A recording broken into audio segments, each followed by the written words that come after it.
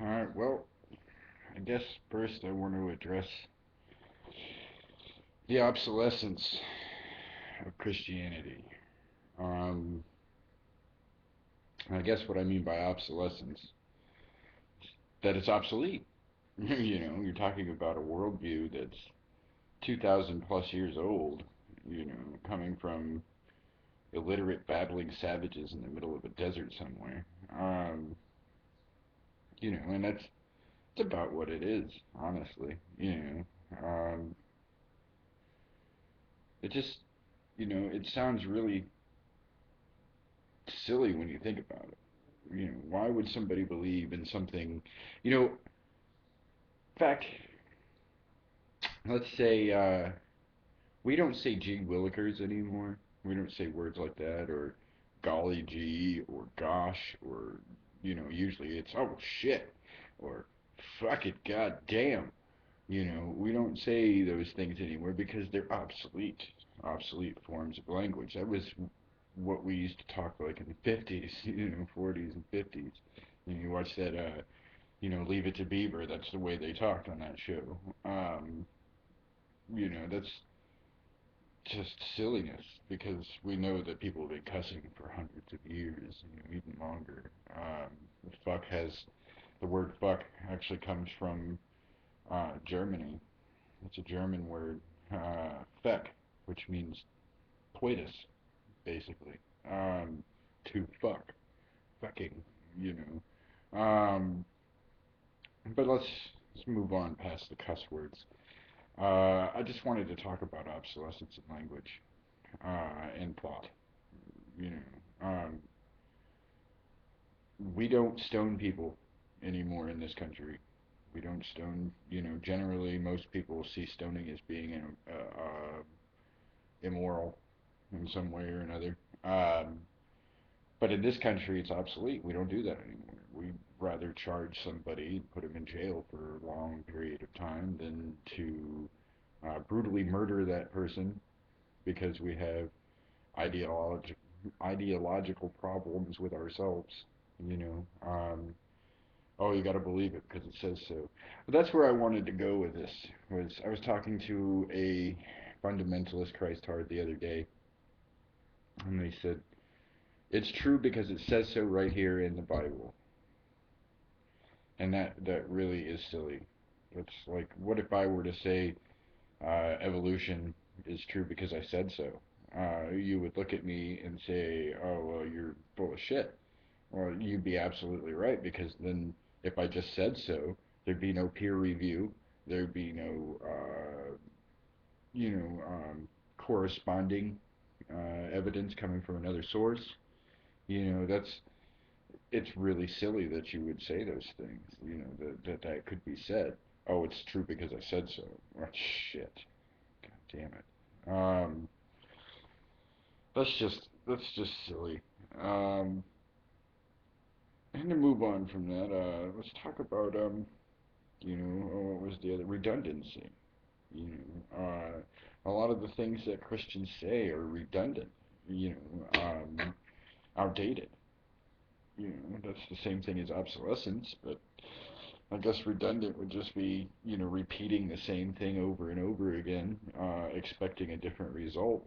You're using different language every time, but it doesn't mean anything because you're saying the same thing in different words. So, you know, so the language that Christians use is not only redundant, it's obsolete, and it's illogical, and it's intellectually dishonest the way that it's presented. And I've had this happen time and time again. A Christian will ask you a question, and when you answer the question and retort with a question, they just ask more questions instead of answering the question, which is a form of intellectual dishonesty. And I know I say this in a lot of my videos, but intellectual dishonesty drives me fucking crazy. Like I said, I'm not like a fucking genius or anything. I'm not like the brightest guy in the world. Uh, but I know what intellectual, honesty is. I I know what it is to be logical, to be reasonable, you know. And I said it last night in a comment. Somebody had said that Christopher Hitchens was unreasonable. I said, no, he says reasonable things to unreasonable people, and Christians are not reasonable. And one of the reasons why they are not reasonable is because they have certain objections to people exercising their rights the way that they should be exercised without, any kind of, conjecture from opinion. You know, if I commit a crime, I commit a crime and I deserve to be punished for it.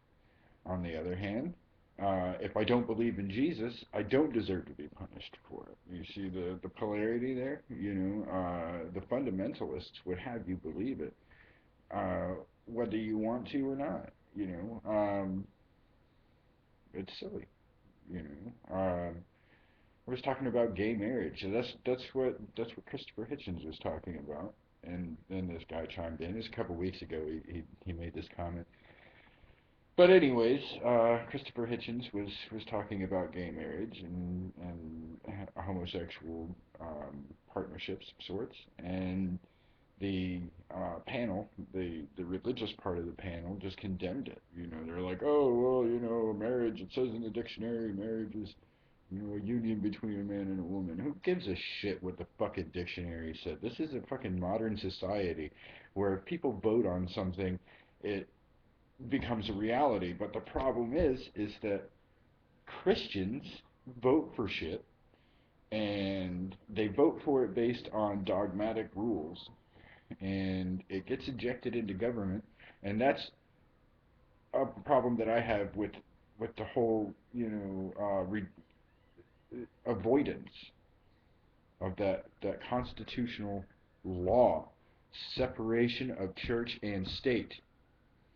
If you don't get it yet, you should go move to a country where it's cool to be theocratic. Go move to a Christian country. This is not a Christian nation. And I've said this before as one of my older videos. America is not a Christian nation. Just because a majority of the people are Christians does not mean that the Constitution should be molded to fit your worldview. That's bullshit. That whole thing about separation of church and state was not to protect your fucking religion. It was to protect the people from religious dogma. I agree with TJ. You guys are a bunch of goddamn pussies. You try to force your way into fucking society. Try to force it into the Constitution. Try to force it into school systems. You can't just wait for the scientific community to collapse in on itself, which will probably never happen, by the way. But you can't wait for the scientific community to finally break down and say, oh, well, God did it. But, if we did that, if we did the whole God did it thing, our entire, the entire structure of our understanding would collapse. Because eventually you would have kids that weren't learning the things that we were learning 50 years ago, or 10 years ago, or 5 years ago, because it'll be replaced with, oh, God did it. And that's a major issue in the scientific community, and you don't seem to fucking give a shit. I mean, all you give a shit is about your God's vanity. Your God is vain. And I said that to an old lady last night. She showed me this list. At the very top, it said, well, this is what hell is, and the next line, it was like kind of one of those ad lib things where you put, whatever. She said, hell is fire and brimstone. Fire and brimstone and suffering and gnashing of teeth and all these horrible things, but God loves you, I've said that before in my videos. God loves you, but he's willing to torture you forever and ever and ever for the finite crime of not believing. That's fucking silly. That's like a parent that says, you will play football because I played football, and if you don't, I will disown you and I will burn you with cigars and whatever, because you better love what I do, and you better love me for what I've accomplished. as opposed to like gaining my respect through friendship and uh, you know, guidance and all that. You know, God has never given any guidance. Oh, the Bible was guidance, divinely inspired garbage. You know, that shit just trickles down. You know, and then you have this. You know, this guy says to me, he's like, "Oh, fundamentalists are people who sway crowds," and I was like, "No, fundamentalists are people who say crazy shit." You know, crazy dogmatic shit. You know, there are fundamentalists that are very enlightened. I can agree with that. I could say that, you know, there are fundamentalists in the scientific community that have accomplished a lot. However, when it comes to something that they don't understand, God did it. Instead of doing more research and looking deeper and deeper and deeper and just forgetting about whatever it is that they hold dear as a religious view, um, they can't separate it. You know? That's the problem with religion is that it starts to become minced with reality, and it's not reality. It's what you think about a broader spiritual perspective. It has nothing to do with the material world. God didn't do it. We observe it, and that's all we can say. Can't say that God did it because we never observed God doing anything because God does not exist.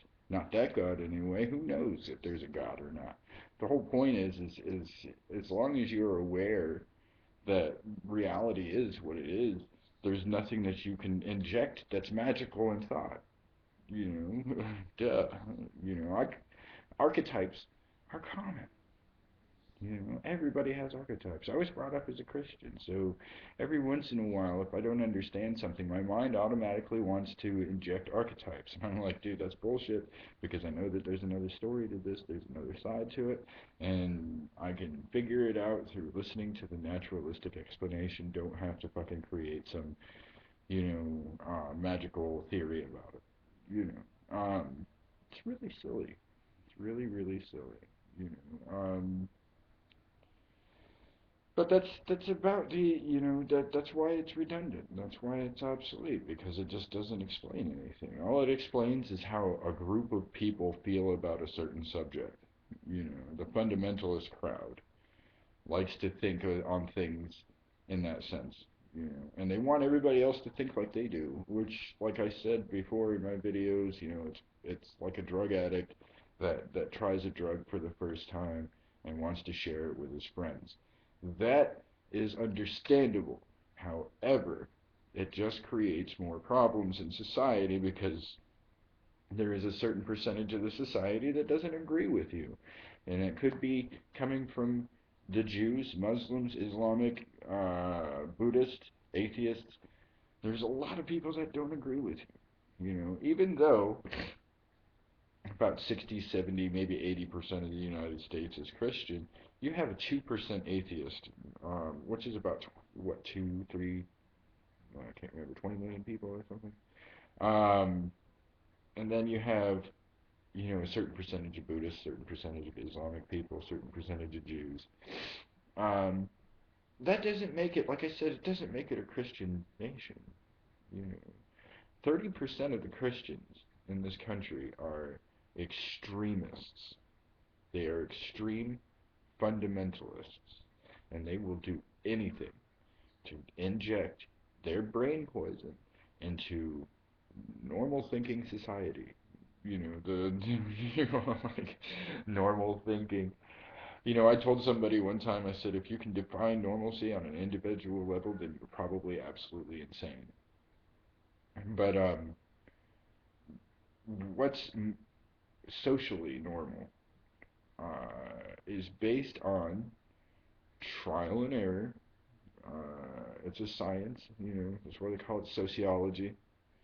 Um, you know, it's a social, you know, like I said before, morals are based on social attitudes. And, you know, you're running on these obsolete, uh, antiquated moral tenets or axioms and things like this. Like, it just doesn't make any sense, you know, and it's just obnoxious. There's other things to do in life. There's other things to think about. And you take up your time thinking about things that aren't going to help anyone, and all they do is create a security blanket for the individual. You Oh, it's great that when I die, I get to move on to a better place. Well, the better place for me is being separated from you. I don't want to hear your shit all the time. I walk by churches and I see, you know, signs that proselytize to children. Oh, come to the egg hunt on Easter. Come play the pagan games. But Jesus Christ is very well, Jesus Christ is the reason for it, even though it has a source predating Christianity by thousands of years. Ishtar is where Easter came from. Ishtar, the female god who laid the egg that created reality. And then there's the rabbit is her spirit animal, whatever. But I've gotten to a point where I like to call Jesus the egg-laying resurrection god, because it's funny. It is to me anyway. But the continuance of the continual injection of your brain poison into society is harming our educational system. It's harming our social strata, so to speak. Most of the countries in the world that have the main problems, have major issues with violence and whatnot, are countries that have large populations of religious individuals. I had a discussion the other day about Buddhism. I said Buddhism was a religion, and some atheist was like, it's not a religion. Well, it is, because you have tenets such as nirvana, samsara, karma, dharma, these things that are spiritually geared towards spiritualism. Mm. And that makes it religious. It's not necessarily a religion in the way its tenets are applied to thought, because your thoughts are supposed to be geared towards reality. But there's a dichotomy there, because you still have the um, the constant referrals to the the wheel of karma, you the Bardo states, and all these different concepts. Bardo states are those worlds in between. One of them was the hell of hungry souls, which is basically I guess where we would be right now. Always hungry for more happiness, always hungry for more, acceptance, always happy for more justification, or whatever. And the Christians are in that state of suffering where they want everybody to agree with them. You it doesn't Life doesn't require people thinking like you. That's silly. That's silly baby talk. You and I'm fucking tired of it. Really, I'm not an apologist. I'm not going to apologize for you. You can go ahead and believe what you want to believe, but I don't have to agree with it. In fact, I totally don't agree with it. I think you guys are sick, and you need some fucking help. But that's all I got for you today. So, um, thank you for watching if you did. Comments, questions, likes, dislikes. Thank you very much. Have a beautiful day.